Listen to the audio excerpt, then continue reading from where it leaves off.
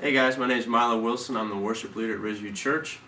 I've been playing the guitar for a couple of years now, but up until this point, I found it was very difficult to pick up the guitar. Even though I played a number of different instruments, the guitar, even though it seemed like everybody could play it, I couldn't quite pick it up very well. And so I want to show you a few tricks that I learned along the way after using some music theory that I got from college to see if I could get this process going. So we're looking for some capo tricks to make guitar look easier. So the first lesson we're doing today is learning what chords you need to know and how to use the capo to get you there. And so I'm going to stand up here some to help you get the changes. So the first set of chords here that you're going to want to learn is your G chord, which you can find on the internet in a number of different places. But this is the way that I finger the G chord. You got the bottom string G. There you go, there's your G chord. Along a little bit quicker, I'm going to just tell you what chords. You're going to need to learn all of your chords in G. Okay, so here's your G chords. Your 1 chord in G. Your 2 chord is going to be an A. And I play a cheater A. This is an A2.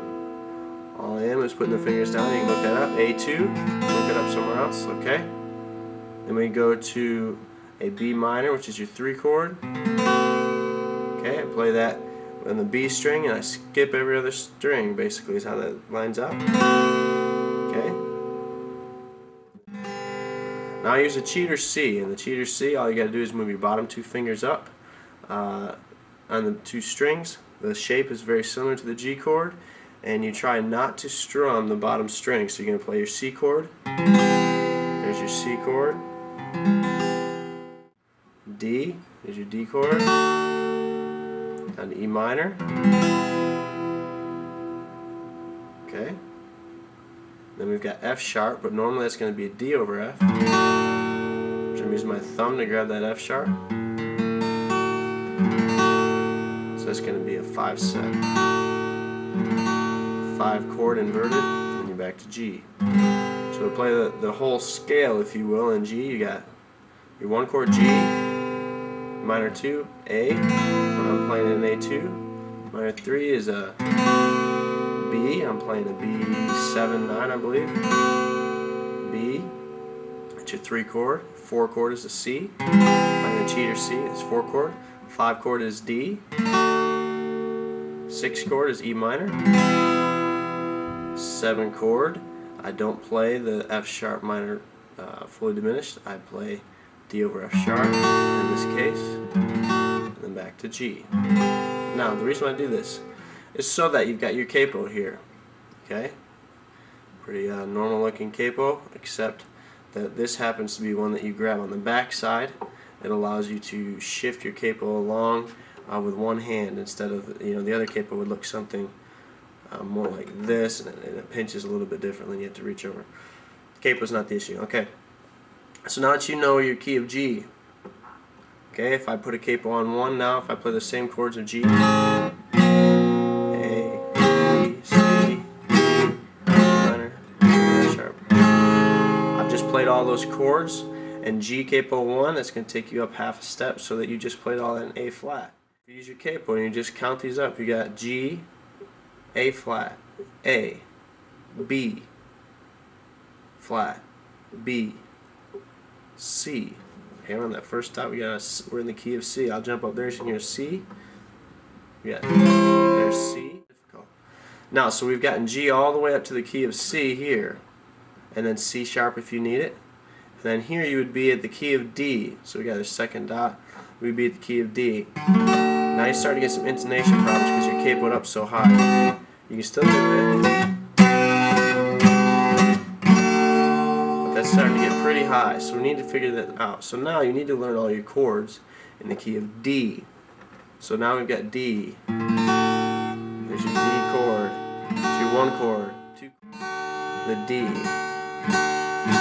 Now why do that? Okay. Well, we've worked our way. We used the capo and we learned our chords in G.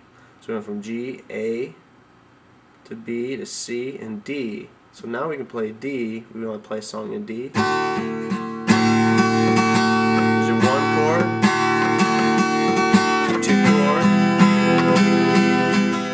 D over F sharp will work because you have That's 1/3. So you've got your D over F sharp, and your 4 chords of the G, 5 chords of A. Use the A2. You don't even have to learn any chord. A2. And your 6 chords of the B again. This is the B minor. Again, I'm playing this. I'm sure you can see it. Skipping a string, every other string from B, skip a string. So it's got a really rich sound. I'm trying not to strum that bottom chord. Then we go to C sharp if we need to.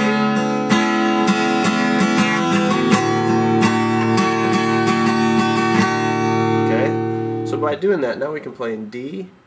If I use the capo, we can play in E.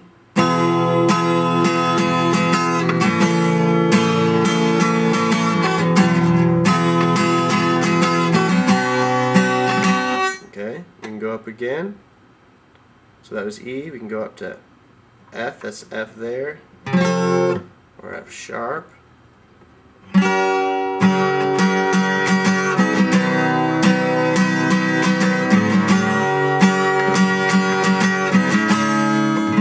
F sharp if you need it. Okay, and then now we're back, if you want, we're back in the key of G, because we went from D to E, F, and G. So, and then you start getting some intonation problems. So instead of doing that, we can take the capo off and we play that same chord. Now we're back to using our G form. So, chords that you have to learn, and you can play in any key because of your capo getting you up to where you need to be, as long as you know the music theory behind it.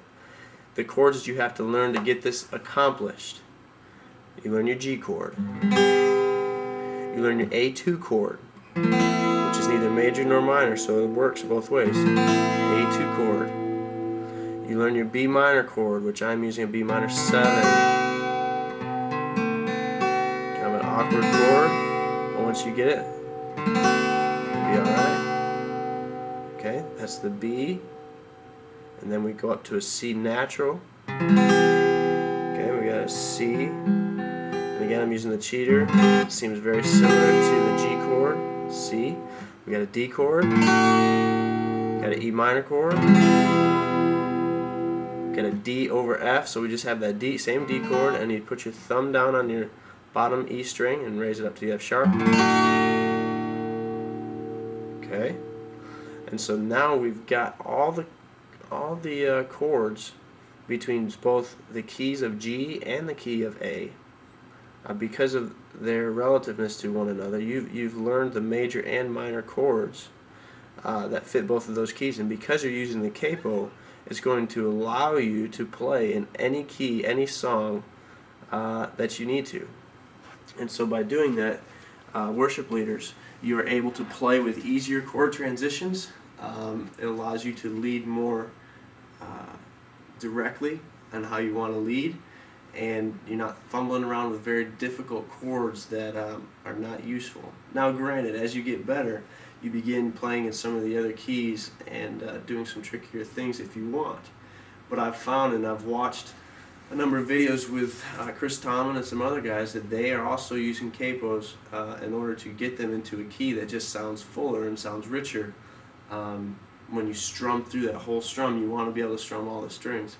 Where when you start getting into the flat keys and you're trying to get your fingers stretched all over the place, basically you're muting so many strings you've lost the resonation of the guitar. So the key behind this is you learn those chords. You learn that G, A2, B minor 7, or just a B minor would be fine. A C, I use the cheater C, which is more of a C2. D, E minor, and D over F sharp works for that.